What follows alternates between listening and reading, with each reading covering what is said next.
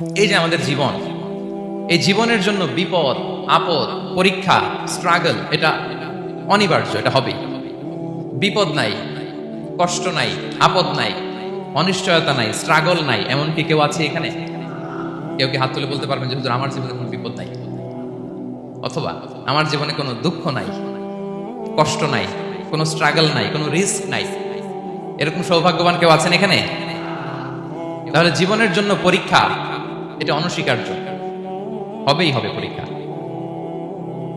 পৃথিবীর জীবনটাই এমন, এভাবেই এই লাইফকে ডিজাইন করা হয়েছে।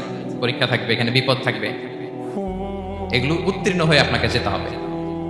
চির সুখ, চির শান্তি, এটাই পৃথিবীতে হয় না। চির সুখ এবং চির শান্তির জায়গা হচ্ছে জান্নাত। চির সুখ এবং চির শান্তি কোথায়? এটা জান্নাতের বৈশিষ্ট্য। চির সুখ, চির শান্তি, টেনশন নাই, ঝামেলা নাই, পরীক্ষা নাই, বিপদ নাই, রিস্ক নাই, স্ট্রাগল নাই। এটা হচ্ছে দ্য ফিচার্স অফ জান্নাত, জান্নাতের ফিচার। কিন্তু সমস্যা বাদে তখন যখন জান্নাতের ফিচার আমরা দুনিয়ায় খুঁজি, যেটা পাবো আমরা জান্নাতে, এটা খুঁজি কোথায়? এই তখনই সমস্যা বাদে। And this is the main problem. এটাই বড় সমস্যা। এই সমস্যার সমাধান কোথায়, এটা নিয়ে আজকে আমি কিছু কথা অ্যাড্রেস করবো ইনশাআল্লাহ। তো তাহলে আসুন শুনি জান্নাতের ফিচার কি। জান্নাতের কমন একটা ফিচার হচ্ছে জান্নাতে there will be no sickness in paradise. জান্নাতে কোনো অসুস্থতা থাকবে না, চিরসুস্থ। সুবহানাল্লাহ পড়েন। চিরসুস্থ, চির সবল, কেউ অসুস্থ হবে না জান্নাতে। জান্নাত হবে অ্যান্টি এইজিং, জান্নাতে বয়স বাড়বে না কারো। চির যৌবনা, চির যুবক, অ্যান্টি এজিং। আপনারা জানেন যে বর্তমান পৃথিবীতে অ্যান্টি এজিং ক্রিম পাওয়া যায় না? ক্রিম, কথা বুঝতেছেন? অ্যান্টি এজিং ক্রিম পাওয়া যায়। তারা বলে এই ক্রিম মাখলে চামড়ায় ভাঁজ পড়ে না। এটার দাম আছে কিন্তু অনেক। অ্যান্টি এজিং ক্রিম লাগায়, শ্যাম্পু ইউজ করে, অ্যান্টি এজিং অয়েল আছে, এটা দিলে নাকি চামড়ায় ভাঁজ পড়ে না। ইভেন ভারতের অনেক বড় একজন ব্যবসায়ী মুকেশ আম্বানি, নাম শুনছেন? যে তার ছেলের বিয়ে হয়ে গেল। তো এই মুকেশ আম্বানির স্ত্রী নীতা আম্বানি, সে কিছুদিন আগে এক বোতল গোল্ড ওয়াটার খেয়েছে, gold water, and its cost $60,000। $60,000 দাম এক বোতল গোল্ড ওয়াটারের। কেন? ফর অ্যান্টি এজিং, যাতে বয়সের ছাপ গালে না থাকে। এখন বলেন, এভাবে কি আমাদের বয়সকে ধরে রাখা সম্ভব এই পৃথিবীতে? সম্ভব না, কারণ এই ফিচারটা দুনিয়ার ফিচার না, এটা জান্নাতের ফিচার। সুবহানাল্লাহ পড়েন। তাহলে জান্নাতে কেউ অসুস্থ হবে না। জান্নাত হবে চির যৌবন, চির যৌবনা। ওখানে আমরা যুবক থাকবো, প্রত্যেকে 33 বছরের যুবক যুবতী হয়ে জান্নাতে ঢুকবো। বিষ্ণু ইসলাম বলেন, আহলুল জান্নাতি জুরদা ওয়া মুরদা ওয়া আবনাউ সালাসিন ওয়া সালাসিন। জান্নাতে যারা যাবে শুভ্র দাড়িবিহীন, প্রত্যেকে হবে 33 বছর বয়সের। ওই যে 33 বছর বয়সে একবার ঢুকলেন, আর বয়স বাড়বে না, ওইটাই চিরকাল ওই বয়স পাবে। জান্নাতের আরেকটা ফিচার হচ্ছে নো ফ্রাস্ট্রেশন, কোনো চিন্তা নাই, দুশ্চিন্তা নাই, হাইপার টেনশন নাই, সজীব প্রাণবন্ত।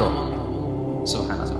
জান্নাতের আরেকটা ফিচার হচ্ছে there is no expiry date in জান্নাত। এক্সপায়ারি ডেট আছে? জান্নাতে যে ঢুকবো 7 দিনের জন্য চেক ইন, নাকি? চেক ইন কয় দিনের জন্য? 7 দিন, 10 দিন পরে চেক আউট করে ফেলবে, এরকম? নো এক্সপায়ারি ডেট, আজীবন।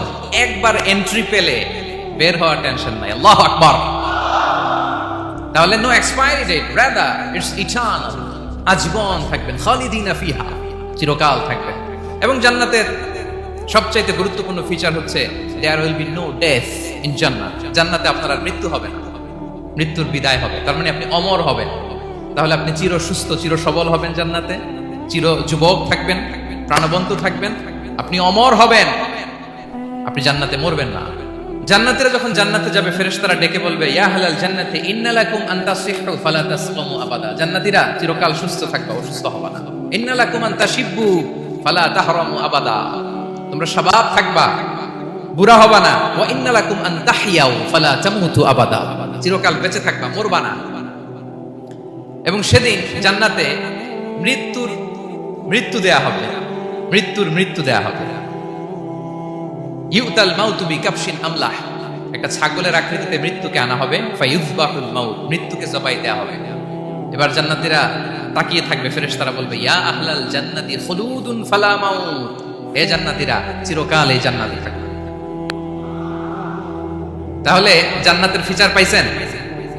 এখন কোন বোকা যদি এই ফিচার দুনিয়ায় খোঁজে, পাবে? পাবে না, কারণ দুনিয়ার ফিচার আলাদা। দুনিয়ার ফিচার কি?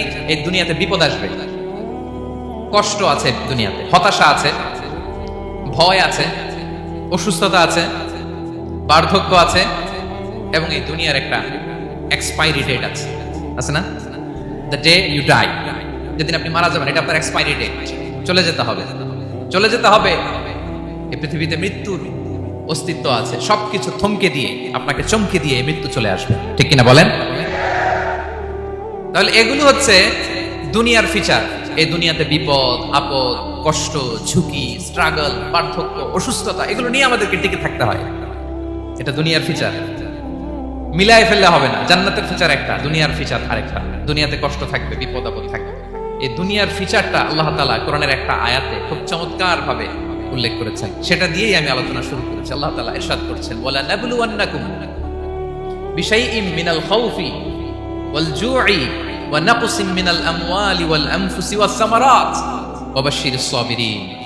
আল্লাহ তাআলা বলছেন, অবশ্যই অবশ্যই আমি তোমাদেরকে পরীক্ষা করব, ভয় দিয়ে, ক্ষুধা দিয়ে, সম্পদের ঘাটতি দিয়ে, আতঙ্ক দিয়ে, প্রাণনাশ দিয়ে, ফল ফসলের হানি দিয়ে পরীক্ষা করবে। কিন্তু এই পরীক্ষায় যারা উত্তীর্ণ হবে, যারা সবর ইখতিয়ার করবে, ওয়াবাশশিরিস সাবিরিন, ধৈর্যশীলদের জন্যই হচ্ছে সুসংবাদ। আলহামদুলিল্লাহ পড়ে। তাহলে সম্মানিত সুধী, আমরা বুঝতে পারলাম এই পৃথিবীর ফিচার হচ্ছে এখানে বিপদ থাকবে, বিপদ ছাড়া কেউ থাকবে না। স্ট্রাগল থাকবে, কষ্ট থাকবে, ঝুঁকি থাকবে, রিস্ক থাকবে, এবং নানা ধরনের বিপদ আপদ দিয়ে আল্লাহ তাআলা আমাদেরকে পরীক্ষা করবেন। এটা মাস্ট, এটা আমাদের মাইন্ডসেটে নিয়ে নিতে হবে। মাইন্ডসেটে এটা ক্লিয়ার থাকতে হবে। চিরসুখ চিরশান্তি এই দুনিয়াতে মিলবে, কোথায় মিলবে তাহলে? এটা তাহলে বিপদ আসবেই, আপদ আসবেই, পরীক্ষা থাকবেই আমাদের জীবনে। তবে ইন্টারেস্টিংলি মজার বিষয় হচ্ছে, পরীক্ষাটা এক একজনের এক এক রকম। পুরো পৃথিবীটা একটা পরীক্ষা ক্ষেত্র, কিন্তু কারো প্রশ্নপত্রের সাথে কারো প্রশ্নপত্রের কোনো মিল নাই। সুবহানাল্লাহ। আমার পরীক্ষা একরকম, আপনার পরীক্ষা আরেক রকম, ওই ভাইয়ের পরীক্ষা আরেক রকম, ওনারটা আরেক রকম। সবাই পরীক্ষার্থী, সবাই পরীক্ষার্থী, কিন্তু কারো প্রশ্নপত্রের সাথে কারো প্রশ্নপত্রের কোনো মিল নাই। কারোর জন্য পরীক্ষা হচ্ছে সে খুব অসুস্থ, প্রচন্ড অসুস্থতা, তার জন্য পরীক্ষা। ক্যান্সারের রোগী, দুরারোগ্য ব্যাধি, ডক্টর বলছে 4th স্টেজে চলে আসছে, কয়েক মাস বাঁচতে পারে, এটা তার জন্য পরীক্ষা। আবার কারো দেখবেন যে খুব একটা অসুস্থতা নাই, অসুস্থতার ঝামেলা নাই, কিন্তু তার দারিদ্রতা আছে, তার আর্থিক অনটন, এটা তার জন্য পরীক্ষা। আবার কারো দেখবেন অসুস্থতাও নাই, দারিদ্রতাও নাই, তার দাম্পত্য জীবনের সমস্যা আছে না নাই? অনেকের দেখবেন এগুলো কোনোটাই সমস্যা না, তার ছেলে কথা শোনে না, মাদকাসক্ত। আহা, মাদকাসক্ত, রিহ্যাবে পাঠায়, আবার আসে, আবার গাঁজা খাওয়া শুরু করে, আছে না নাই বলেন? দেখেন তার পরীক্ষাটা আবার আলাদা। অনেকের দেখবেন মেয়ে বাবার কথা শোনে না। আবার অনেকের দেখবেন যে ব্যবসায় সমস্যা, লসের পর লস, লাভ উঠাতে পারে না। তাহলে পরীক্ষা ছাড়া, বিপদ আপদ ছাড়া দুনিয়াতে কেউ নাই, কেউ নাই প্রিয় ভাইরা। এটা আমাদের মাথায় রাখতে হবে। পরীক্ষা আপনাকে দিতেই হবে, পরীক্ষা দিয়ে দিয়েই নিজেকে প্রমাণ করতে হবে। আর এক একজনের পরীক্ষাটা এক এক রকম, কারো পরীক্ষার সাথে কারো পরীক্ষার কোনো মিল থাকবে না। তো মাঝে মাঝে আমরা এটা ভুলে যাই। আল্লাহ তাআলা কালামে পাকে রিমাইন্ডার দিয়ে আমাদেরকে স্মরণ করিয়ে দিতে চান যে এই পৃথিবীতে আসলে তোমরা এসেছো পরীক্ষা দিতে। এটাই জীবনের বড় বাস্তবতা। আমাদের জীবনে যত হতাশা, আমাদের জীবন নিয়ে যত অভিযোগ, আমাদের মনে যত কষ্ট, আমাদের হৃদয়ের ভেতরে যত অস্থিরতা, তার মূলে হচ্ছে এই সমস্যা যে আমরা ভুলেই গেছি আমরা পরীক্ষা দিতে আসছি। এটা যদি ভুলে না যান, এটা যদি আপনার মাইন্ডসেটে থাকে যে পুরো জীবনটা একটা পরীক্ষা, তাহলে দেখবেন কোনো কিছু আপনাকে কাবু করতে পারবে না। আপনি হতাশ হবেন না, জীবন নিয়ে আর অভিযোগ থাকবে না, আপনি ভেঙে পড়বেন না, সব অভিযোগ হতাশা দূর হয়ে যাবে। তারপর বুঝতে পারলাম পরীক্ষা আপনাকে দিতেই হবে। পরীক্ষা দেয়া ছাড়া এই পৃথিবী থেকে চলে যাওয়ার কোনো চান্স বা সুযোগ আমাদের কারো নেই। সূরাতুল আনকাবুতে আল্লাহ তাআলা এই কথাটা আরো চমৎকার ভাবে বলেছেন। আল্লাহ তাআলা ইরশাদ করেছেন, আহাসিবান নাসু আইয়ুতরাকু আইয়াকুলু আমান্না ওয়া হুম লা ইফতানুন ওয়ালাকাদ ফাতান্নাল্লাযীনা মিন ক্বাবলিহিম ফালা ইয়া'লামান্নাল্লাহুল্লাযীনা সাদাকু ওয়ালা ইয়া'লামান্নাল কাযিবিন। আল্লাহ বলেন, মানুষ কি ভেবেছে সে শুধু বলবে আমি ঈমানদার আর তাকে আমি জান্নাতে ঢুকাই দিব? না, কখনো না, কোশ্চিন কালেও না। বরং পূর্ববর্তীকালে যারা পৃথিবীতে এসেছিল তাদেরকে আমি পরীক্ষা নিয়েছি, পরীক্ষা করেছি, এবং তাকেও ইমানের প্রশ্নে সে সত্যবাদী না মিথ্যাবাদী পরীক্ষা দিয়ে দিয়ে নিজেকে প্রমাণ করতে হবে, ঠিক কিনা বলেন? পরীক্ষা দিয়ে আপনাকে প্রমাণ করতে হবে। এবং এই পরীক্ষার ব্যাপারটা, এটা যে শুধু আমরা সাধারণ মানুষ আমাদের জীবনে দুঃখ বিপদ পরীক্ষা এমনটা না। এই পৃথিবীর সবচেয়ে শ্রেষ্ঠ মানুষ যারা ছিলেন তাদেরকে আল্লাহ পরীক্ষা নিয়েছেন। বলেন তো এই পৃথিবীতে সবচাইতে শ্রেষ্ঠতম মানুষ কারা? সবচাইতে শ্রেষ্ঠ ভালো মানুষ কারা ছিল পৃথিবীতে? বলেন তো নবীরা। আওয়াজ করে বলেন তো কারা? বলেন তো নবীদের জীবনে পরীক্ষা ছিল কি ছিল না? হ্যাঁ ছিল। বেশি না কম? বিষ্ণু ইসলামকে জিজ্ঞাসা করা হলো, আইয়ুন নাসি আশাদ্দু বালাআন ইয়া রাসূলুল্লাহ, হে আল্লাহর রাসূল এই পৃথিবীতে কাদের জীবনে পরীক্ষা বেশি? বিষ্ণু ইসলাম বললেন, আল আম্বিয়া, নবীদের জীবনে। আল আম্বিয়া সুম্মাল আমসাল ফাল আমসাল, সবচাইতে জীবনে পরীক্ষার সম্মুখীন সবচাইতে বেশি হয়েছেন নবীরা। তারপরে নবীদের পরবর্তী অবস্থান যাদের, সিদ্দিকিন যারা, সোহাদা যারা, সলিহিন যারা, আল্লাহওয়ালা যারা, তাদের জীবনে পরীক্ষা বেশি। ইউবতালার রাজুলু আলা হাসাবি দীনি, ব্যক্তির দিনদারি যত বেশি তার জীবনে আল্লাহর পরীক্ষাও তত বেশি। আপনি আল্লাহওয়ালা হবেন, আপনার জীবনে পরীক্ষাও অনেক বেশি। এজন্য ইমানদার হওয়া যেমনি মর্যাদার, ইমানদারের জীবনে পরীক্ষাও হবে অনেক বেশি। এবং পরীক্ষা যত বড়, খেয়াল রাখতে হবে, মন খারাপ করার কোনো সুযোগ নেই। পরীক্ষা যার জীবনে যত বড়, সেটাতে সফল হতে পারলে ওটার প্রতিদানও বড়। পরীক্ষা যত বড়, এটাতে সাকসেস হইতে পারলে এটার রিওয়ার্ডও তত বড়। বিষ্ণু ইসলাম বলেন, ইযামুল জাযাই মাআ ইযামিল বালা, বালা যত বড় জাযাও তত বড়, প্রতিদানও তত বড়।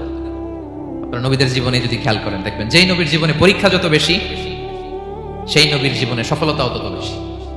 সাইয়েদনা ইব্রাহিম আলাইহিস সালামের কথাটা একটু খেয়াল করেন তো, বলেন তো ওনার জীবনে পরীক্ষা কেমন ছিল? বেশি না কম? ওনার জীবনের পরীক্ষা থেকেই তো আমরা এই শব্দটা ব্যবহার করি। আমরা বলি অগ্নি পরীক্ষা। কি বলি? মানে আগুনে নিক্ষেপ করা হয়েছে সাইয়েদনা ইব্রাহিম আলাইহিস সালামকে। তাও স্বাভাবিকভাবে না, উলঙ্গ করে, ন্যাকেট করে ওনাকে অপমানিত করবার জন্য ওনার গায়ের জামা কাপড় খুলে উলঙ্গ অবস্থায় আল্লাহর খলিল সাইয়েদনা ইব্রাহিম আলাইহিস সালামকে অগ্নিকুণ্ডে নিক্ষেপ করা হয়েছিল। এরকম এক্সপেরিয়েন্স এই অডিটোরিয়ামের ভেতরে আমাদের কখনো হয়েছে? তাইলে সাধারণ মানুষের জীবনের পরীক্ষা আর নবীদের জীবনের পরীক্ষার মধ্যে পার্থক্য আছে না নাই? ওই পরীক্ষায় উনি পাশ করে ফেললেন। 86 বছর পর্যন্ত আল্লাহর কাছে দোয়া করলেন, আল্লাহ আমাকে একটা নেককার সন্তান দাও। আল্লাহ সন্তান দেয় না। 86 বছর পরে আল্লাহ তাআলা সাইয়েদনা ইব্রাহিম আলাইহিস সালাম এবং হাজারের ঘরকে উজালা করে সন্তান দিলেন। সাইয়েদনা ইসমাঈল আলাইহিস সালাম পৃথিবীতে আসলেন কত বছর বয়সে? 86 বছর বয়সের এখানে কেউ আছেন? হ্যাঁ, আছি আমরা? কেউ নাই। 86 বছর বয়সে প্রথম সন্তান পেয়েছে। তাদের ঘরকে উজালা করে আল্লাহর নবী সাইয়েদনা ইসমাঈল আলাইহিস সালাম আসলেন। এবার আল্লাহ বললেন, যাও স্ত্রীকে আর এই কলিজার টুকরা সন্তানকে থাকো তো প্যালেস্টাইনে, প্যালেস্টাইন থেকে 1500 কিলোমিটার দূর দ্য ব্যারেন ল্যান্ড, ওই মক্কার ধুধুমরু প্রান্তরে রেখে আসো, যেখানে কেউ নাই, মানুষ নাই, গাছ নাই, পাখি নাই, পানি নাই, যাব রেখে আসো।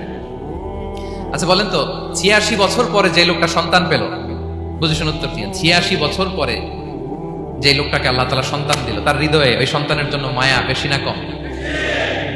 এমনি তো আমাদের প্রথম সন্তানের হিস্ট্রিটা একটু খেয়াল করেন তো। প্রথম আমাদের যে মেয়ে হয়েছিল বা যাদের ছেলে হয়েছিল, তার প্রতি আদর, সোহাগ, দরদ, ভালোবাসা, আল্লাহ কত ছিল।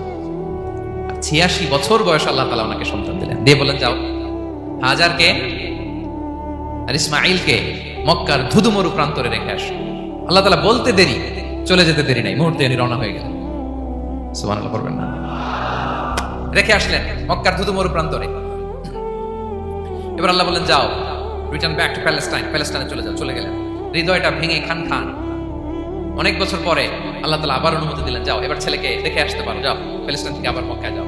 সাইয়েদনা ইব্রাহিম আলাইহিস সালাম প্যালেস্টাইন থেকে আবার 1500 কিলোমিটার পথ পাড়ি দিয়ে, এখনকার মতো ফ্লাইটে যায় না, গাড়িতেও না, উটে করে। কিসে করে? উনি যে কতবার মক্কা থেকে ফিলিস্তিন এসেছেন আর গিয়েছেন কোনো ইয়ত্তা নাই, হিসাব নাই। গেলেন, এবার ছেলেটা হাঁটতে পারে, দৌড়াতে পারে, একটু কথা বলতে পারে, আব্বু আব্বু ডাকতে পারে। কেমন মায়া লাগে বলেন তো? মায়া ভালোবাসায় যখন টইটম্বুর, ঠিক ওই মুহূর্তে আল্লাহ বলেন, ছেলেকে জবাই করো ছেলেকে। আল্লাহ তাআলা বলতে দেরি করেছেন, আল্লাহর আদেশ পালনে 1 সেকেন্ডও তিনি দেরি করেন নাই। ছুরি চালালেন, জান্নাত থেকে দুম্বা নিয়ে আসা হলো। এভাবে আল্লাহর নবী ইব্রাহিম আলাইহিস সালাম ওনার জীবনের প্রতিটি ক্ষেত্রে যেখানে আল্লাহ তাআলা ওনাকে পরীক্ষা নিয়েছেন, উত্তীর্ণ হয়েছেন। এবং দেখেন ওনাকে আল্লাহ তাআলা কি উপহার দিলেন, আল্লাহ তাআলা ওনাকে খলিলুল্লাহ উপাধি দিলেন, আল্লাহর বন্ধু। সুবহানাল্লাহ বলেন। আল্লাহ তাআলা বলছেন ওয়া ইযি বিতালা ইব্রাহিম রাব্বুহু বিকালিমাতিন ফাআতাম্মাহুন ক্বালা ইন্নী জাঈলুকা লিন-নাসি ইমামা। আল্লাহ অনেকগুলো পরীক্ষা নিয়েছিলেন সাইয়েদনা ইব্রাহিম আলাইহিস সালাম, প্রতিটা পরীক্ষায় সাকসেসফুলি পাস করেছেন, গোল্ডেন এ প্লাস। আল্লাহ বলেন ইন্নী জাঈলুকা লিন-নাসি ইমামা, I'm gonna make you the leader for the entire human being. I'm gonna appoint you as a leader for the entire universe. গোটা বিশ্বের জন্য, গোটা মানবতার জন্য আমি তোমাকে লিডার বানায় দিলাম। ইযামুল জাযাই মা'a ইযামিল বালা। পরীক্ষা যত বড়, ওই পরীক্ষায় পাশ করলে ওইটার ফলাফল ও প্রতিদানও বড়। তাহলে দেখেন প্রিয় ভাইরা, সাইয়েদনা ইব্রাহিম আলাইহিস সালামের জীবনে পরীক্ষার কোনো শেষ ছিল না। আমি আপনি কোথায়? আল্লাহর খলিলের জীবনে যদি এত পরীক্ষা থাকতে পারে, আমি আপনি কোথায় বলেন তো? এবার বলেন, সাইয়েদনা মূসা আলাইহিস সালাম, ওনার জীবনে তো কোনো পরীক্ষার ছিল না। গুণে শেষ করতে পারবেন? জন্মটাই তো হয়েছে পরীক্ষার মধ্য দিয়ে। মিশরের ছেলে সন্তান হইলে ফেরাউন বলছে জবাই করো, ওনার মা এরকম সিন্ধুকে করে ভাসায় দিলেন নীল নদীতে। আল্লাহু আকবার, কি একটা রোমাঞ্চকর পরিস্থিতির মধ্য দিয়ে আল্লাহ তাআলা ওনাকে বাঁচালেন। জন্মই হয়েছে পরীক্ষার মধ্যে দিয়ে। বড় হইলেন, ফেরাউনের ভয়ে দেশ ত্যাগ করলেন, মিশর থেকে মাদিয়ান। আবার আল্লাহর আদেশে যখন ফিরে আসলেন, আবার ফেরাউনের সাথে তর্ক বিতর্ক, যুদ্ধ। একটা রাত আল্লাহ নবী মুসা আলাইহিস সালাম শান্তি মতো মিশরে ঘুমাতে পারে নাই। একটা রাত শেষ পর্যন্ত এই ফেরাউন মুসা আলাইহিস সালামকে ধাওয়া করেছে। ফেরাউনের ধ্বংসের আগ পর্যন্ত সে মুসা আলাইহিস সালামকে ধাওয়া করেছে। তার মানে মুসা আলাইহিস সালাম এই বিপদ আপদ পরীক্ষা এগুলো থেকে মুক্তি পান নাই। এবার বলেন ঈসা আলাইহিস সালামের কথা, ওনার জীবনে তার পরীক্ষা ছিল না। কি পরীক্ষা ছিল? হ্যাঁ, আল্লাহু আকবার। Same scenario goes to the biography of every messenger in the world. দেখি সব নবীর ক্ষেত্রে একই ঘটনা ঘটেছে।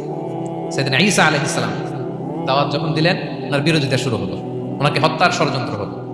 ইভেন কি ওনাকে মারার জন্য বনি ইসরাইলেরা উদ্ধত হলো, জানে বাঁচবার জন্য পালালেন। এক ঘরে ঢুকলেন, চারদিক দিয়ে ঘেরাও করলেন, উনি দরজা জানালা লাগাই দিলেন। ওরা বললো একজন দরজা ভেঙে জানালা ভেঙে ভিতরে ঢুকো, ঢুকে দেখো বেটা ঈসা কি করে। একজন ভিতরে ঢুকছে, ঢুকার সাথে সাথে বল রাফাআহুল্লাহু ইলাইহি, আল্লাহ তাআলা ঈসা আলাইহিস সালামকে উপরে উঠায় নিলেন। আর যেই লোকটাকে তারা ভিতরে ঢুকালো, তার চেহারাকে আল্লাহ তাআলা ঈসা আলাইহিস সালামের চেহারার মতো করে দিলেন। এবার তার বাইরের সাথীরা বলে, ঘটনা কি বেটা? ঈসাও বেরোয় না, আমাদের লোকটাও বেরোয় না, সবাই ঢুক। দরজা ভেঙে ভেতরে ঢুকে দেখে ঈসা দাঁড়ায় আছে। বলেন তো এটা ঈসা না মিসা? এটা কি আসল ঈসা? ওমা কতালু ওমা সলাবু ওয়ালাকিন শুব্বিহা লাহুম। আল্লাহ বলে তোমরা আমার নবী ঈসাকে হত্যাও করতে পারো নাই, শুলেও চড়াতে পারো নাই, আমি সেফটি সিকিউরিটি দিয়ে আমার নবী ঈসা আলাইহিস সালামকে আকাশে তুলে নিয়েছি। তাহলে ওনার জীবনে পরীক্ষার শেষ ছিল না। এবার যদি আমরা বিশ্বনবী সাল্লাল্লাহু আলাইহি ওয়াসাল্লামের জীবনের দিকে তাকাই, ওনার জীবনটা দেখেন তো।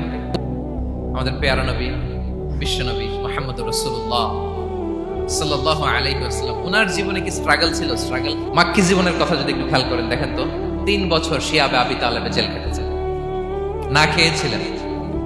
ওনার বংশের লোকেরা প্রথমে ছাগল খেয়েছে, ছাগলগুলো যখন শেষ, ছাগলের চামড়াগুলো শুকিয়ে ওইটা খাইছে। গাছের পাতা ছাল এগুলো খেয়ে খাবারের অভাবে বেহুশ হয়ে পড়ে থাকতো তারা। না খেয়ে কয়দিন ছিলেন আপনি? আমি কয়দিন ছিলাম না খেয়ে? মনেই তো পড়ে না, না খেয়েছিলাম কিনা কোনোদিন। এ হচ্ছে মাক্কি জীবন। মেন্টালি প্রেসার দেয়া হয়েছে। বিশ্বনবীর চাচা আবু লাহাব, তার 2 ছেলে উতবা আর উতাইবা, এদের সাথে বিয়ে দিয়েছিলেন 2 মেয়ের। যখন দাওয়াত দেওয়া শুরু করলেন, 2 মেয়েকে ডিভোর্স দিয়ে দিল। দেখেন, একটা বাবার জন্য প্রাপ্তবয়স্কা মেয়েকে যখন উঠায় নেওয়ার আগে ডিভোর্স দেয়, তার মানসিক অবস্থাটা কেমন থাকে বলেন?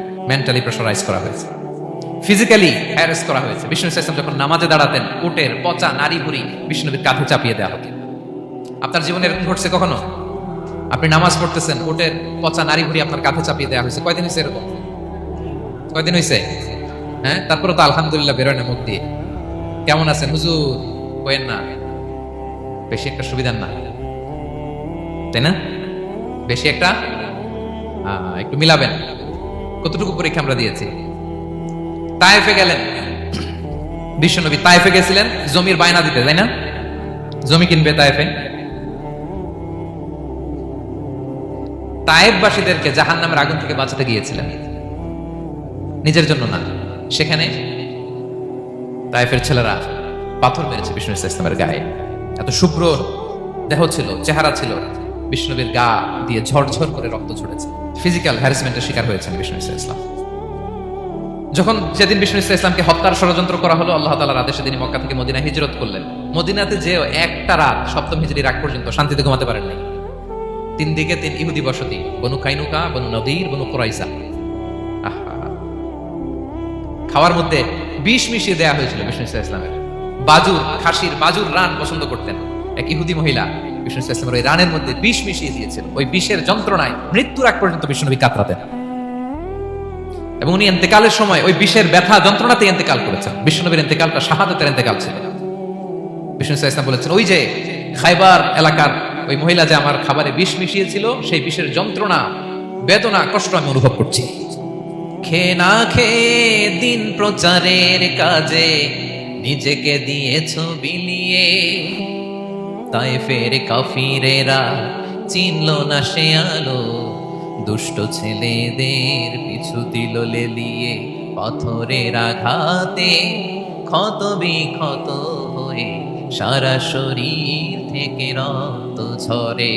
হে রাসূল তোমাকে বলি আমি কেমন করে, হে রাসূল তোমাকে বলি আমি কেমন করে। হাজার ব্যথা বেদনার পরে ফিরে আসনি তুমি আপন ঘরে, দিনের আলো তুমি ছড়িয়ে দিতে চলে গেলে মদিনায় মক্কা ছেড়ে। হে রাসূল তোমাকে ভুলি আমি কেমন করে, হে রাসূল তোমাকে ভুলি আমি কেমন করে। ঠিক না বলেন? একটা রাত শান্তির ঘুম তিনি দিতে পারেন নাই। প্রিয় ভাইরা, তাহলে আমরা কি বুঝলাম? বিশ্বনবীর জীবনে পরীক্ষা ছিল কি ছিল না? আমাদের উপায় আছে? আমরা বাঁচতে পারবো এই বিপদ আপদ পরীক্ষা ঝঞ্ঝাল থেকে? বাঁচতে চাইলেও বাঁচতে পারবো? পারবো না। ইমাম মালিক আলাইহি রাহমাহ নাম শুনেছেন? ইমাম মালিক, ওনার জ্ঞান থেকে লাখো লাখো মানুষ উপকৃত হয়েছে, কোটি কোটি মানুষ উপকৃত হয়েছে। মদিনার রাস্তায় রশি দিয়ে ওনাকে টেনে হিচড়ে এক এলাকা থেকে আরেক এলাকায় নিত সালেম বাদশাহ। ইমাম মালিক আলাইহি রাহমাহ। ইমাম আহমদ ইবনে হাম্বল, উনাকে বেত্রাঘাত করা হতো, চাবুক দিয়ে পেটানো হতো। আমাদের মাযহাবের ইমাম আল ইমাম আল আযম আবু হানিফা আলাইহি রাহমাহ, উনাকে কারাবন্দী করা হয়েছিল। তার মানে দেখেন, যত বড় বড় স্কলার, যত বড় বড় মাশায়েখ, এমনকি আম্বিয়া আলাইহিস সালাম, উনারাও পরীক্ষা বিপদ আপদ থেকে রেহাই পাইছে। তাহলে আপনি আর আমি পাবো? বলেন তো। তাহলে এটা আমাদের ব্রেইনে গেঁথে নিতে হবে যে জীবন মানেই এখানে বিপদ থাকবে, পরীক্ষা থাকবে, স্ট্রাগল করে করে আমাকে আগাতে হবে।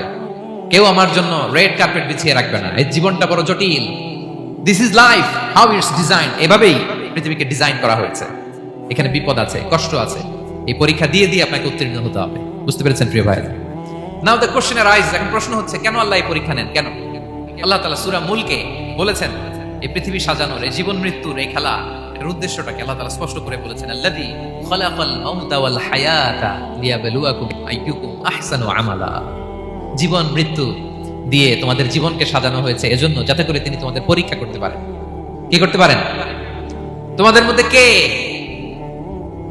সৎকর্মে অগ্রগামী, কে কাজে ভালো, আমলে ভালো, এটা দেখার জন্য।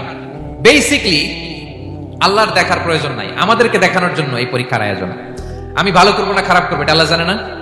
তোমার পরীক্ষা করা লাগে কেন? কথা বলেন। আমি জান্নাতি না জাহান্নামী এটা আল্লাহ জানেন না? বেসিকলি আমাদেরকে জানানোর জন্য এই পরীক্ষার আয়োজন। কাদেরকে জানানোর জন্য? মানে তুমি জেনে যাও তুমি জান্নাতি না জাহান্নামী। আমি ভালো করেই জানি।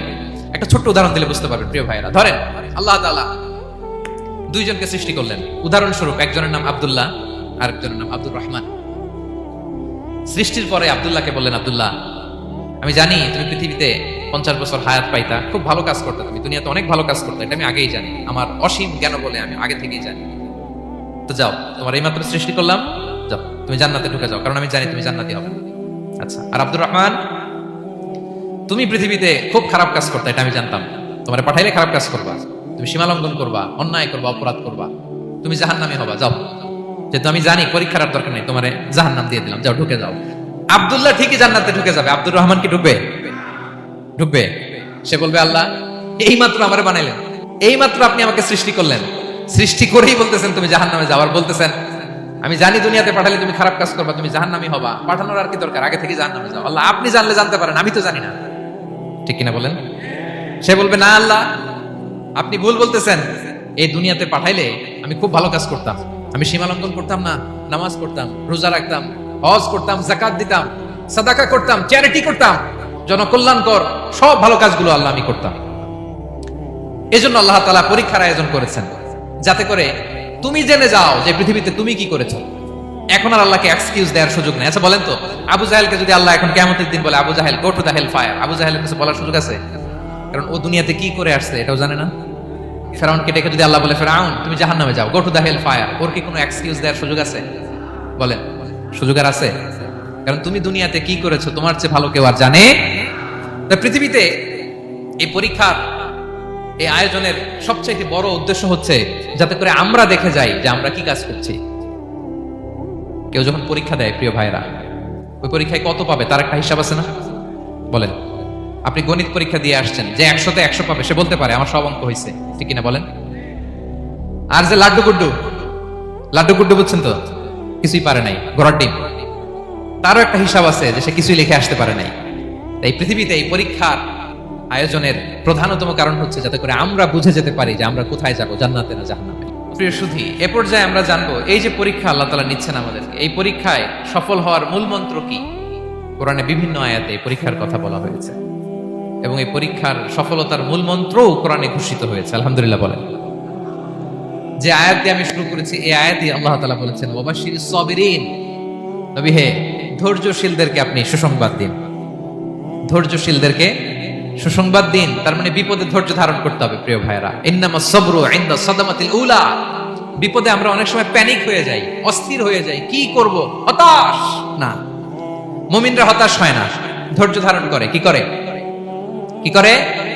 ধৈর্য ধারণ করার শক্তি দাও গো মেহেরবান আমায়, দাও গো মেহেরবান। পড়েন, ধৈর্য ধারণ করার শক্তি দাও গো মেহেরবান আমায়, দাও গো মেহেরবান। সবাই বলুন একসাথে, ধৈর্য ধারণ করার শক্তি দাও গো মেহেরবান আমায়, দাও গো মেহেরবান।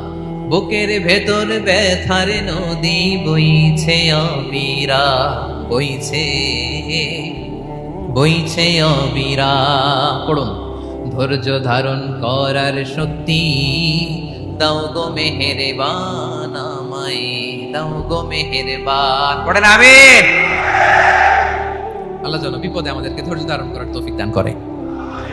প্রিয় ভাইয়েরা, ধৈর্য এটা এমন একটা গাছ যে গাছের সারা গায়ে কাটা, কিন্তু এই গাছের ফলটা বড় সুস্বাদু।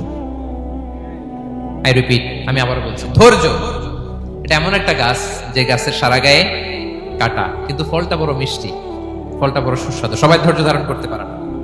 বিষ্ণু ইসলামকে আল্লাহ তাআলা নানা সময় আশ্বস্ত করেছেন, সান্ত্বনা দিয়েছেন, আর ধৈর্যের বাণী শুনিয়েছেন। আল্লাহ বলেন ফাসবির কামা সাবারা উলুল আজমি মিনার রাসূল, নবী হে আপনার আগে দৃঢ় প্রত্যয়ী নবীরা যেরকম ধৈর্য ধারণ করেছে আপনিও ধৈর্য ধারণ করুন। সূরাতুল মুজাম্মিল আল্লাহ তাআলা বলছেন ওয়াসবির আলা মা ইয়াকুলুনা ওয়াহজুরহুম হাজরান জামিলা, ওরা যাই বলুক আপনি ধৈর্য ধারণ করুন, ওদের কথাকে ইগনোর করুন, just ignore what they are saying to you. যা বলে আপনি জাস্ট ইগনোর করেন। ওরা বিষ্ণু ঈসা ইসলামের মনোবলকে ভেঙে দেওয়ার জন্য কখনো বিষ্ণু ঈসা ইসলামকে কবি বলে গালি দিত। কবি কি বলতো? শায়ের। কখনো বলতো মজনুন, পাগল। নাউজুবিল্লাহ পড়বেন না? পাগল বলে গালি দিত। মাঝে মাঝে বলতো কাহিন, গণক। মাঝে মাঝে বিষ্ণু ঈসা ইসলামকে তারা বলতো আবতার, লেস কাটা। মুহাম্মদ তোমার ছেলে নাই, তোমার বংশ নির্বংশ হয়ে গেছে, তোমার নাম নেয়ার মতো কেউ নাই। কপাল পোড়া। গোটা বিশ্বব্যাপী বিষ্ণু ঈসা ইসলামের সুনাম সুখ্যাতি ছড়িয়ে দিয়েছে কে? আকাশ বাতাস মাড়িয়ে, সাত আকাশ ছাড়িয়ে আল্লাহর আরশ পর্যন্ত আল্লাহ তাআলা বিষ্ণুনবীর সুনাম সুখ্যাতিকে সুউচ্চ করেছেন। ঠিক কিনা বলেন?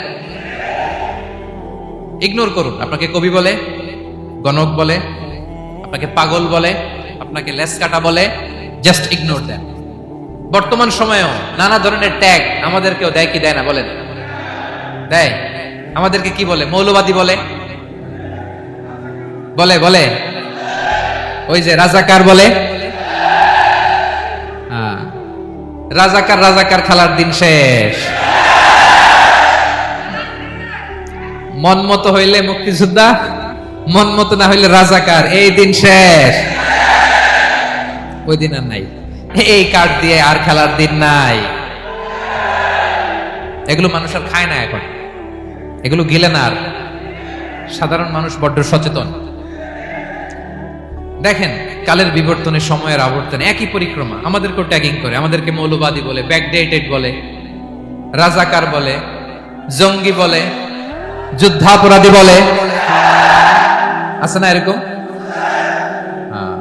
ওয়াসবির আলা মা ইয়াকুলুন, নিজের সাথে মিলায় নেন, যা বলে ধৈর্য ধারণ করো। ওয়াহজুরহুম হাজরান জামিলা, জাস্ট ইগনোর দেম, ভালোভাবে ইগনোর করেন, খালাস, সালাম দিয়ে কেটে পড়েন। তাহলে প্রিয় ভাইরা, এই বিপদ আপদ আমাদের পিছু ছাড়বে না, পিছু ছাড়বে না। নবীদের পিছু ছাড়ে নাই, আমরা কোথায়? আমরা আর কি? বিপদ আমাদেরকে ধৈর্য ধারণ করতে হবে, মনোবল হারাইলে হবে না। দেখেন বিশ্বনবী কিভাবে আপনাদেরকে সান্ত্বনা দেয়। বিশ্বনবী বলেন, আজাবান লি আমরিল মুমিন, মুমিনের ব্যাপারটা বড় আশ্চর্যজনক। ফাইন্না আমরাহু কুল্লাহু লাহু খাইর, মুমিনের জীবনে যা ঘটে সবটাই খাইর, সবটাই কল্যাণ। ইন আসাবাতহু সাররাউ শাকারা ফাকানা খাইরাল্লাহ ওয়া ইন আসাবাতহু দাররাউ সাবারা ফাকানা খাইরাল্লাহ। মুমিনের জীবনে যদি সুখ আসে তাহলে মুমিন শুকরগুজার হয়, এটা তার জন্য ভালো। আর যদি মুমিন জীবনে দুঃখ আসে তাহলে সে সবর ইখতিয়ার করে, এটাও তার জন্য ভালো। সুবহানাল্লাহ। তাহলে দেখেন আমরা হয় সুখে থাকি নয় দুঃখে থাকি, ঠিক কিনা বলেন? তাহলে সুখের সময় আমরা শুকর করি, কি করি? শুকরগুজার হই। শুকরিয়া করো একটা ইবাদত, শুকরিয়া করো কি? আর দুঃখের সময় আমরা সবর করি, সবর করাটাও একটা। তাহলে আমাদের পুরো জীবনটাই ইবাদত, পুরো জীবনটাই সুখের সময় শুকর আর দুঃখের সময় সবর। আওয়াজ করে বলেন, সুখের সময় শুকর আর দুঃখের সময়। এই দুই ইবাদত মুমিন জীবনে চলমান, কন্টিনিউয়াস, একটা উইন উইন সিচুয়েশন। কি বলেন? উইন উইন হয়ে গেল না? যেই পরিস্থিতিতেই থাকে আমাদের জন্য লাভ। আল্লাহু আকবার। তাহলে প্রিয় ভাইরা, এটাই জীবনের বাস্তবতা। সবর আমাদেরকে ইখতিয়ার করতে হবে, হতাশ হওয়া যাবে না। অনেকে আমরা অল্পতে হতাশ হই। এই যে আমরা ধৈর্য ধারণ করছি, এর ফল পাচ্ছি না। দীর্ঘ দেড় দশক ধরে ধৈর্য ধারণ করছেন না আপনারা? এখন মুক্তি, স্বাধীনতা, বিজয় এনে দিয়েছে কে? ধৈর্য ধারণ করুন। ধৈর্যের যে ফলাফল, এটা বড় মিষ্টি। ধৈর্য এমন একটা গাছ, এই গাছের সারা গায়ে কাটা, কিন্তু এর ফলটা বড় সুস্বাদু, এর ফলটা বড় মিষ্টি। ধৈর্য ধারণ করার অভ্যাস করতে হবে প্রিয় ভাইরা। মুমিন হতাশ হয় না, হাল ছেড়ে দেয় না। মুমিন ভরসা রাখে একজনের উপর, তিনি কে? লা তাইয়াসু মির রাউহিল্লাহ ইন্নাহু লা ইয়াইয়াসু মির রাউহিল্লাহি ইল্লাল কওমুল কাফিরুন। আল্লাহর রহ থেকে, রহম থেকে নিরাশ হয়ে যাও না। কাফির ছাড়া, অকৃতজ্ঞ ছাড়া কেউ আল্লাহর রহ থেকে, আশা থেকে নিরাশ হয় না। শয়তানের সবচেয়ে বড় মিশন হলো আমাদেরকে হতাশ বানানো, এটা খেয়াল রাখবেন। শয়তানের সবচাইতে বড় মিশন কি? আমাদেরকে হতাশ করে দেয়া। হতাশ বানাইতে পারলে সে সাকসেসফুল, খুশি। কিন্তু আমরা এত সহজে হতাশ হই না, আমরা নিরাশ হই না, আমরা বিপদে হাল ছেড়ে দেই না। আমরা ভরসা রাখি এক মহান সত্তার উপর, তিনি কে? মনে থাকবে? বিপদ আসলে ভেঙে পড়বেন, ভিসা না হইলে কান্নাকাটি শুরু করবেন, ব্যবসায় লস হইলে হাউমাউ, হ্যাঁ, দেশ থেকে কোনো দুঃসংবাদ আসলে হতাশ হবেন, ভেঙে পড়বেন। ধৈর্য ধারণ করব আমরা। আওয়াজ করে বলেন, আমরা কি করব? সবর। বিপদ ট্যাকেল দেওয়ার প্রথম স্টেপ হচ্ছে সবর, ধৈর্য ধারণ করতে হবে। অবশ্যই সাবিরিন, ধৈর্যশীলদেরকে সুসংবাদ দাও। বিপদ থেকে বাঁচার দ্বিতীয় স্টেপ হচ্ছে এই বিপদ থেকে উত্তরণের চেষ্টা করতে হবে, কন্টিনিউয়াস প্রচেষ্টা চালিয়ে যেতে হবে। ওয়াল্লাযীনা জাহাদু ফিনা লানাহদিয়ান্নাহুম সুবুলানা, যারা আমার রাস্তায় চেষ্টা করে, প্রচেষ্টা করে, স্ট্রাগল করে, তাদেরকে আমি পথ দেখিয়ে দেই, সুবুল দেখিয়ে দেই, ওয়ে আউট দেখাই দেই, এক্সিট দেখাই দেই। কোথাও আটকাবেন না আপনি, আপনাকে এক্সিট দেখাই দিবে কে? মালয়েশিয়াতে কেলুয়ার বলে না? কেলুয়ার কি বলে চিনেন? কেলুয়ার মানে কি? এক্সিট। এক্সিট পেয়ে যাবেন, আটকাবেন না আপনি জীবনে কোথাও। 3 নাম্বার, আল্লাহর উপর তাওয়াক্কুল করতে হবে বিপদ আসলে। ওয়া মান ইয়াতাওয়াক্কাল আলাল্লাহি ফাহুয়া হাসবুহ, আল্লাহর উপর যে তাওয়াক্কুল করে আল্লাহ তার জন্য যথেষ্ট হয়ে যায়। তাহলে বিপদে প্রিয় ভাইরা আমরা প্যানিক হব না, ধৈর্য ধারণ করব, বিপদ থেকে উত্তরণের সর্বোচ্চ প্রচেষ্টা চালিয়ে যাব, আর ভরসা রাখবো একজনের উপর, তিনি কে? আর বিপদ আসলে এটাকে নেগেটিভলি নেবেন না সবসময়। বিপদ আপদ এটা অনেক পজিটিভ ভালো জিনিস আমাদের জীবনে বয়ে নিয়ে আসে। শাইখুল ইসলাম ইবনু তাইমিয়া আলাইহি রাহমা উনি বলতেন, খুব দামি কথা, খুব হেভি ওয়েট কথা, মনোযোগ দিয়ে শুনুন। তিনি বলতেন, যে নেয়ামত তোমাকে আল্লাহ থেকে দূরে সরায়, ওই নেয়ামতের চেয়ে বিপদ ভালো যে বিপদ তোমাকে আল্লাহর দিকে ধাবিত করে। আই রিপিট, আমি আবারও বলি, যে নাজ নেয়ামত তোমাকে আল্লাহ থেকে দূরে সরিয়ে দেয়, সে নাজ নেয়ামতের চেয়ে ওই বিপদ আপদ ভালো যে বিপদ আপদ তোমাকে আল্লাহর কাছে টেনে দেয়। তাহলে বিপদ আপদ আসলে আপনি হতাশ হবেন? আর কখনো দুঃখ করবেন? মোয়ারের ভাইয়েরা, আর মন খারাপ করবেন? আপনি খেয়াল করে দেখেন, বিপদ আসলে আমরা আল্লাহরে ডাকি বেশি। যখন অসুস্থ আপনি খেয়াল করেন তো, আল্লাহ আল্লাহ তুমি ছাড়া বাঁচানোর কেউ নাই, আল্লাহ আল্লাহ তুমি হেফাজত করো, আল্লাহ তুমি সুস্থ করে দাও। যখন লাইফ থ্রেট, দেখেন আপনি গুম হয়ে যেতে পারেন, আপনার কারাবন্দী করতে পারে, এরকম একটা বিপদের মধ্যে আছেন, তখন খেয়াল করেন তো আল্লাহর সাথে আপনার কানেক্টিভিটি, রিলেশনশিপটা কতটা ডেভেলপ হয়। কারণ বিপদে পড়লে আমরা আল্লাহরে ডাকি বেশি। তাহলে বিপদ আপদেরও কিছু পজিটিভ সাইড বা দিক আমাদের জীবনে আছে না নাই? অনেক পজিটিভ দিক আছে, কয়েকটা শেয়ার করি। এক নাম্বার পজিটিভ সাইড তো বললাম, ইমাম ইবনু তাইমিয়া যেটা বললেন। এরপরে হচ্ছে মাঝে মাঝে আল্লাহ তাআলা আমাদের মর্যাদাকে আপগ্রেড করতে চায়, এলিভেট করতে চায়। আপনি ধরেন কোন একটা এয়ারলাইন্সের রেগুলার প্যাসেঞ্জার টিকিট কাটেন, মাঝে মাঝে হঠাৎ করে দেখবেন কাউন্টারে গেলে তারা বলে you are upgraded to business class, অথবা you are upgraded to first class. যেহেতু রেগুলার প্যাসেঞ্জার, অনেক মাইলস জমা হয়েছে, আপগ্রেড করে দেয়। আল্লাহ তাআলা মাঝে মাঝে চায় তিনি আমাদের মর্যাদাকে, র্যাঙ্ক, এটাকে আপগ্রেড করবেন, কিন্তু আমার যে আমল আখলাকের অবস্থা, ওইটা দিয়ে ওই আপগ্রেড র্যাঙ্কে যাওয়ার সুযোগ নাই। বুঝতেছেন কথা? আল্লাহ চায় আমার লেভেল একটু আপ করতে, কিন্তু আমার আমলের যে অবস্থা, এতে আমি ওখানে যাই না। তখন আল্লাহ কিছু বিপদ আপদ দিয়ে, পরীক্ষা দিয়ে বান্দাকে টেস্ট করে। ওই পরীক্ষায় যদি উত্তীর্ণ হন, সাথে সাথে আল্লাহ তাআলা আপনার লেভেল বা র্যাঙ্ক আপগ্রেড করে দেয়। সুবহানাল্লাহ পড়বেন না? তাহলে লাভ না লস? আওয়াজ করে বলেন, লাভ না লস? মুমিন জীবনের সব লাভ। যত বিপদ আপদ আপনাকে স্পর্শ করে, প্রতিটাতে আপনার জন্য কল্যাণ। বিষ্ণু ইসলাম বলেন, মা ইউসিবুল মুসলিমা মিন নাসাবিন ওয়ালা ওয়াসাবিন ওয়ালা হাম্মিন ওয়ালা হুজনিন ওয়ালা আযান ওয়ালা গাম্মিন হাত্তা শাওকাতি ইউশাকুহা ইল্লা কাফারাল্লাহু বিহা খাতায়া।